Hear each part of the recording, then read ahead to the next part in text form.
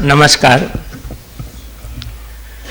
આપણે ઘણી વખત સાંભળ્યું છે કે આપણે કેટલું જીવ્યા એ અગત્યનું નથી, કેવું જીવ્યા એ અગત્યનું છે. સારા જીવન માટે સારા વિચારોની જરૂર પડે અને સારા વિચારો વાવવા માટે શ્રી સૌરાષ્ટ્ર પટેલ સેવા સમાજ સુરત તરફથી હેલ્થ, વેલ્થ અને સાહેબે હમણાં કીધું હેપીનેસ ને ધ્યાનમાં રાખીને આપણે દર ગુરુવારે આ વિચારોનું વાવેતર કરીએ છીએ. સાહેબે સરસ કીધું, હસતા રહો, ગમતા રહો, જીવતા રહો. એ જ મિનિંગમાં સાહેબે બહુ સરસ વાત કરી. થેન્ક યુ ને નિર્મલભાઈને જોરદાર તાળીથી આપણે સાહેબ અનેકવિધ સંસ્થાઓ સાથે જોડાયેલા છે. હું પણ ઘણી વખત કોઈ સંસ્થામાં મેં સાથે કામ કર્યું છે. એનું એક બહુ મોટી એક પોલિસી, નીતિ, એનું કામ કરવાની સ્ટાઇલ, એના વિચારો અને હંમેશા માણસ તરીકે ધબકે છે.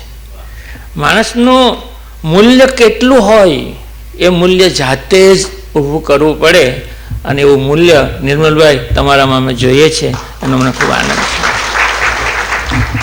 અમેરિકાથી અરવિંદભાઈ આવ્યા, ભાવેશભાઈને કદાચ પૂરો પરિચય નહીં હોય, જેમાં યુવા ટીમ અત્યારે કાર્યક્રમમાં કેમ સહભાગીની વ્યવસ્થા સંભાળે છે, એમ વર્ષોથી સમૂહ લગ્નની વ્યવસ્થામાં દોડતા કાર્યકર તરીકે જેણે કામ કર્યું છે ને ત્યારે અમેરિકા સ્થાયી થયા છે એવા અરવિંદભાઈને આ કાર્યક્રમમાં જોરદાર તાળીથી વધાવ્યું.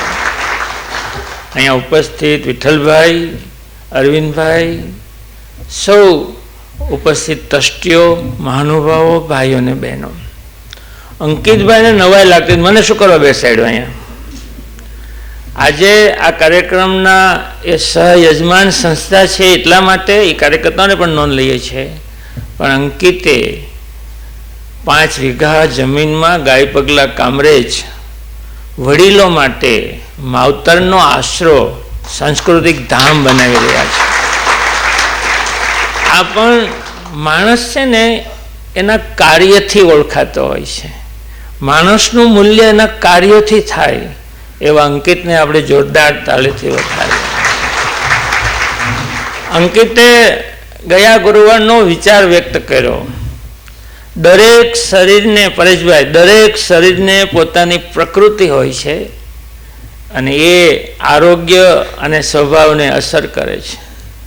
આ સ્વભાવની તો વાત છે. આપણો સ્વભાવ કોઈને ગમતો હોય ને કોઈને નડતો હોય. માણસ જ સ્વભાવથી ઓળખાય. માણસના જીવનની વેલ્યુ પણ સ્વભાવથી જ થાય. કોઈ માણસ કેવો એટલે પછી આપણે વિચારીને કહીએ ભાઈ તો ઠીક છે, તો આવો છે, એનો સ્વભાવ માણસની વેલ્યુ નક્કી કરે છે. આ જીવવા માટે જીવન છે. સારું જીવવું હોય તો આપણો સ્વભાવ બહુ મોટું કામ કરે એવો ગયા ગુરુવારનો આપણે વિચારવા ગયો. હું ગઈકાલે લાલ દરવાજા પાસે એક કામે ગયેલો એટલે આમ ખાંચો ગોતીને ગાડી મૂકવા ગયો ભાવેશભાઈ. હવે બિચારાએ દિવાલ ઉપર એક વાક્ય લખ્યું હતું એકદમ દેશી ભાષામાં કે માણસના પેટના હો તો ગંદકી કરતા નહીં. ખ્યાલ આવ્યો? માણસને કહેવું પડે તું માણસ થા.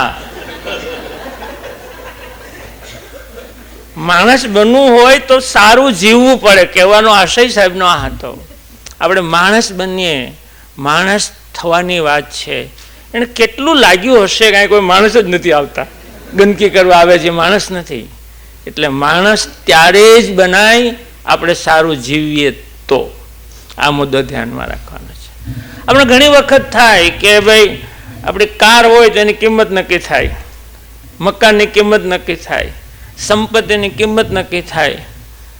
આપણી માણાની કિંમત થાય? આપણી કિંમત કેટલી? ચાલો દરેક પોતે ધારણા કરો. કેમ નક્કી કરવી? પહેલાના સમયમાં માણસ ગુલામ તરીકે વેચાતો અને ત્યારે એને ઊભો રાખવામાં આવે અને લોકો એની બોલી બોલતા, પણ એની બોડી જોઈને કે આ કામ કરશે ને. બાકી માણસનું મૂલ્ય નક્કી કરવું ખૂબ અઘરું છે. એક ભાઈને વિચાર્યો, બાપભાઈ જે વારસે કે હાલો ને મૂલ્ય કેમ છે આપણે જાણીએ. એક ભાઈને પૂછ્યું, ભાઈ તારી કિંમત કેટલી? બોલો સામાન્ય માણસો તો હું મહિને 10,000 કમાવું છું. આ મારી કિંમત. બીજા કોઈને પૂછે તમારી વેલ્યુ કેટલી, તમારી કિંમત, તો કે 2-3 મકાન છે ને થોડીક પ્રોપર્ટી છે. પણ એક છોકરાને પૂછ્યું, એને બહુ સરસ જવાબ આપ્યો, યંગ હતો, કે તારી કિંમત કેટલી? તે વિચાર કરીને કે એક કામ કરો, તમે મારું અપહરણ કરો ને મારા પપ્પા જેટલા આપે એટલી મારી કિંમત. આ માણસની કિંમત આવું વિચારીએ ત્યારે ખબર પડે કે માણસ કેટલું વિચારતો હશે. એક માણસ નિરાશ થઈને બેઠો હતો, એને પૂછ્યું તારી કિંમત? એ કે 2 કોટીની નથી, મારું કોઈ ભાવ પૂછતું નથી. એક કરોડપતિ હતા, એને પૂછ્યું તારી કિંમત કેટલી? કે હું કમાવ તો કરોડપતિ, અને જો કમાતો બંધ થઈ જાવ તો રોડપતિ. આ એની કિંમત છે. એક દાદા ઓટલે બેઠા હતા. દાદાને કે દાદા તમારી કિંમત કેટલી? કે કાંઈ નહીં, તું કે તારો ભેગો, મારી કિંમત જ નથી. ઘણા માઇનસમાં છે. ખ્યાલ આવે છે?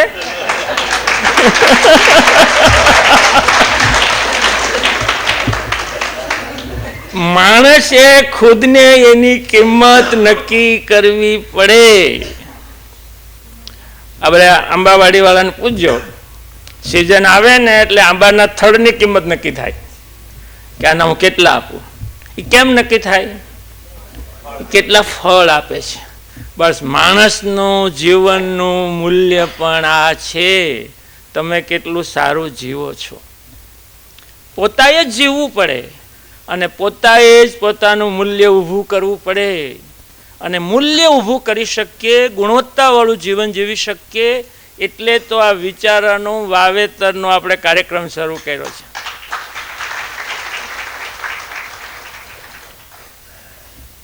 આ મૂલ્ય જે છે એ નક્કી કેમ થાય? મૂલ્ય કેમ નક્કી થાય? કોનું મૂલ્ય વધારે? ક્રિકેટરો હમણાં વેચાય, IPL રમવું હોય એટલે આના આટલા કરોડ, કલાકારો એને ફિલ્મમાં કામ કરવાના આટલા કરોડ લે, તો એનું મૂલ્ય થયું ને. પણ આ મૂલ્ય ક્યાં સુધી હોય?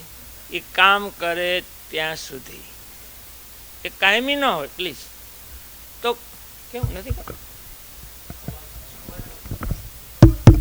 સોરી આપણું મૂલ્ય કેમ નક્કી થાય? હાલો, યસ, ત્યાં પ્રોબ્લેમ નહોતો, અહીંયા પ્રોબ્લેમ હતો, અહીંયા પ્રોબ્લેમ હતો. બસ માણસનું મૂલ્ય આમ જ નક્કી થાય. કઈ છાપ બંધ રહી જાય છે એ ખબર નથી પડતી. આપણને ખુદને ખબર નથી આપણું શું બંધ છે. ઠેસ લાગે ને એટલે પથ્થરનો વાંક કાઢીએ.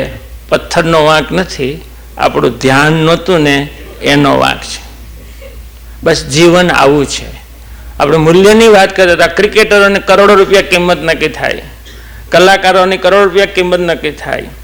હજુ અઠવાડિયા પહેલાં શિરિયા સાહેબ પેપરમાં હતું, આપણા પંજાબનો જ જયદીપસિંહ,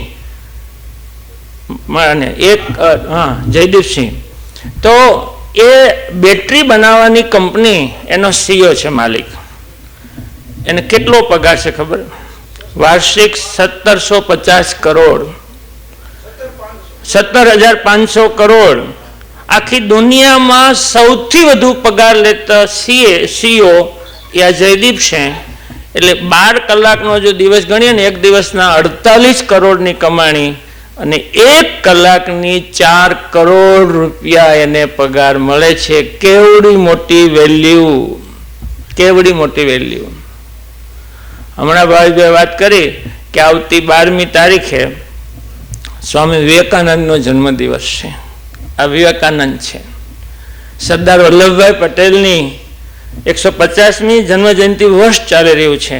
એવા આપણા સરદાર સાહેબ છે. ગાંધીજી એટલે ગાંધીજી. જીવન મૂલ્યના મુદ્દા, જો સત્ય, અહિંસાના પરિગ્રહ મુદ્દાઓ આપ્યા હોય જીવન મૂલ્યના, તો ગાંધીજી.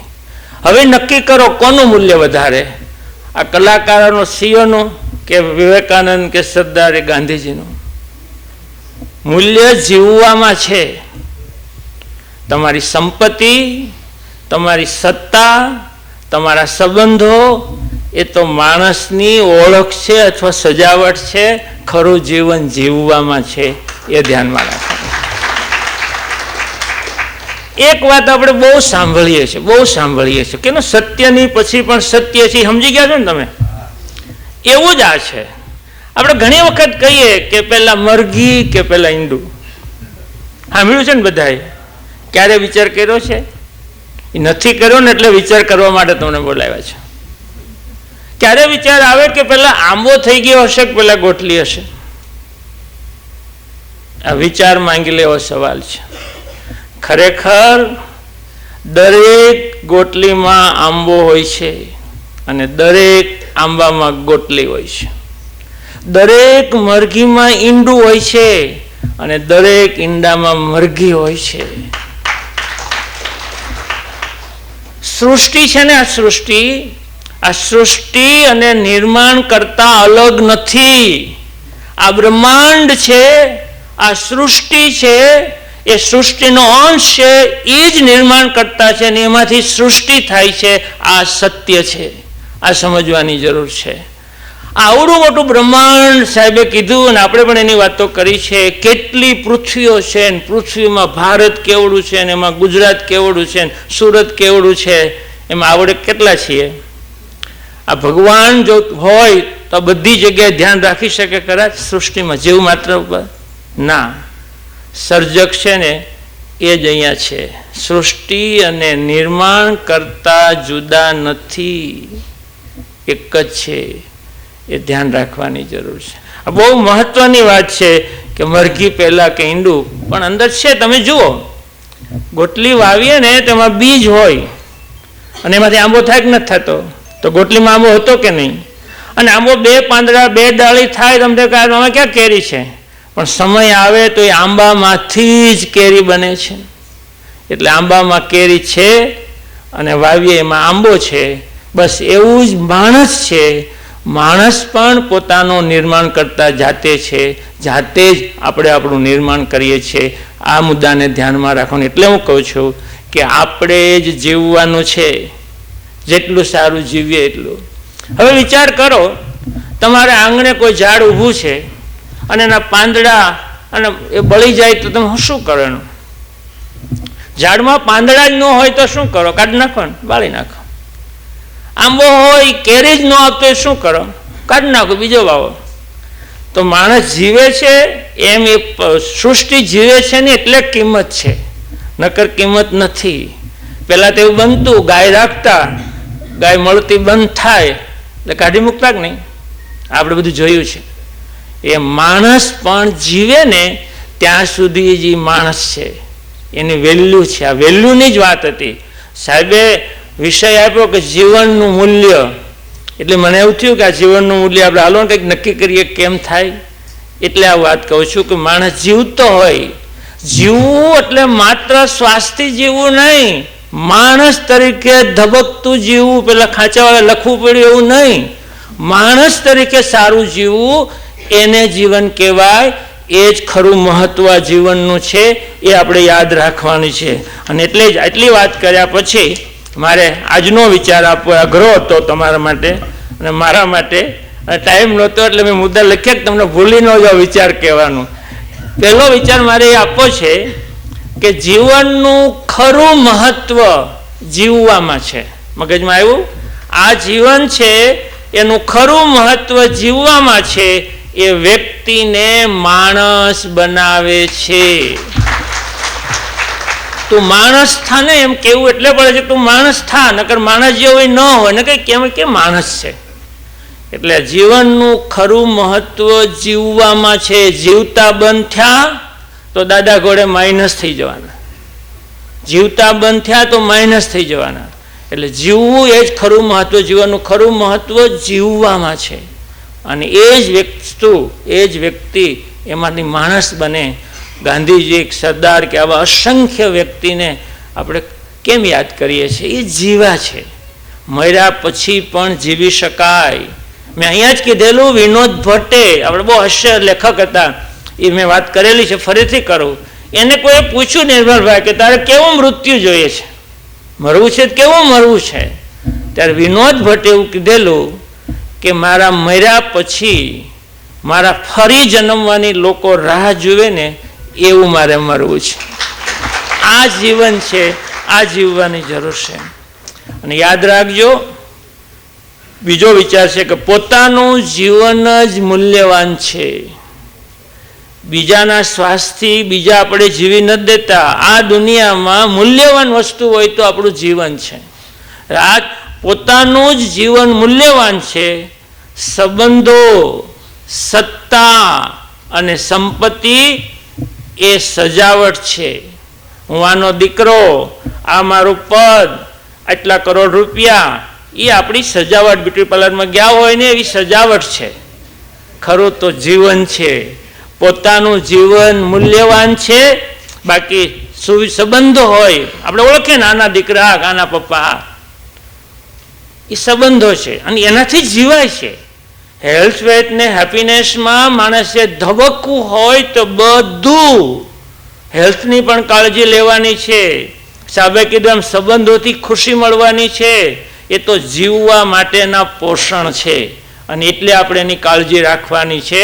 બાકી આ બધું છે એ આપણા જીવનની સજાવટ છે. એનાથી આપણે રૂડા લાગીએ છીએ, પણ જીવવું તો પોતાએ જ પડે અને અંત સુધી જીવવાનું છે. તમે જે દિવસે કામ વગરના થઈ ગયા એટલે નકામા થઈ ગયા. જીવન ચાલતું હોય ત્યાં સુધી કામ કરો. અરે આપણું થતું હોય ત્યાં સુધી પૈસા કમાઓ, જીવનના અંત સુધી. અહીંયા રણછોડભાઈ સવાણે બેઠા છે. ગઈ 5 તારીખે પોરબંદરના દરિયામાં આ ઠંડીમાં 1 કિલોમીટર તરીને આવ્યા છે. 1200 સ્પર્ધક હતા. 1200 સ્પર્ધક બધા તરવા આવ્યા હતા. એમાંથી 76 વર્ષના માત્ર આ રણછોડભાઈ સવાણી એક હતા. અંત સુધી જીવો. જીવતા બંધ થયા એટલે વેલ્યુ ગઈ. આપણી વેલ્યુ ખુદ આપણે જ નક્કી કરવાની છે. અને આંબો કે કેરી પહેલા એના માટે એવો વિચાર આપી શકાય, આ સૃષ્ટિ અને નિર્માણ અલગ નથી, નિર્માણ કરતા અલગ નથી. આ સૃષ્ટિ અને નિર્માણ કરતા અલગ નથી, ઇનબિલ્ટ છે. સૃષ્ટિ પણ એ જ છે, નિર્માણ કરતા પણ અંદર જ છે અને સૃષ્ટિનું આ નિર્માણ થાય છે. સૃષ્ટિ અને નિર્માણ કરતા અલગ નથી, પોતે જ પોતાના સર્જક છે. તમારા મૂલ્યનું સર્જન કરવું હોય તો તમે જ છો. ગાંધીજી એનું જીવનનું સર્જન કર્યું છે. વિવેકાનંદ એટલા વર્ષો પછી આપણને એટલા જ વાસ્તવિક લાગે છે એણે એના જીવનનું સર્જન કર્યું છે. સરદાર વલ્લભભાઈ આજે પણ આપણે નમી પડીએ છીએ, એણે એના જીવન જીવ્યા છે. તો પોતે જ પોતાના સર્જક છે. અને છેલ્લી વાત, જીવનની દરેક ક્ષણને જીવો. બસ ધબકતા રહો. જીવનની દરેક ક્ષણને જીવો. શ્રેષ્ઠ પ્રયાસ જ જીવનની સાર્થકતા છે. આ પૃથ્વી પર આવ્યા છીએ ને તો આપણે શ્રેષ્ઠ પ્રયાસ કરો. સ્કૂલ ચલાવતા હોય પરેશભાઈ તો શ્રેષ્ઠ ચલાવો. ઘરકામ કરતા હોય તો ઘરકામ કરો. પરિવારમાં જીવતા હોય તો પરિવારના સંબંધો નાતે બરાબર જીવન જીવો. શ્રેષ્ઠ પ્રયાસ કરીએ ને એ જ આ માનવ અવતારની સાર્થકતા છે. યાદ તો કરો, આ કરોડો યોનિમાંથી આપણને મનુષ્ય દેહ મળ્યો છે. આપણે યુનિક છીએ, યુનિક છીએ. અને ડોક્ટર જાણે છે, મા બાપે આપણને જીવ આપ્યો છે. કેટલા બધા જીવ હતા સ્પામમાં, એમાંથી આપણે એક થયા છીએ. એક થયા છે. આ વિજ્ઞાનને સમજો. આપણે યુનિક છીએ. આપણે જન્મા તો એ માનવ તરીકે આપણે ધબકતું જીવન જીવવું જોઈએ. અને એક માણસ તરીકેની વેલ્યુ, આજે જે વિષય છે જીવનનું મૂલ્ય શું, આપણી કિંમત કેટલી, આપણી કિંમત આપણે કેવું જીવીએ છીએ એના આધારે નક્કી થાય. આજે પણ ગામડામાં જોઈએ, મારા બાપભાઈ કહે કે મારા ફાધર હતા, એના મધર હતા, તો કેવા હતા યાદ કરીએ છીએ ને. મહેમાન હોય તો એને રખાવટ બાની અમારી કેવી હતી, એનું જીવન મૂલ્ય છે. માણસ એના જીવન મૂલ્યથી જ ઓળખાશે. બાકી 12મા પછી કોઈ આપણને યાદ કરવાનું નથી. તમારે જીવવું હોય તો સારું જીવવું પડે. બસ હસતા રહો, ગમતા રહો અને મોજમાં રહો, એવી શુભકામનાઓ છે.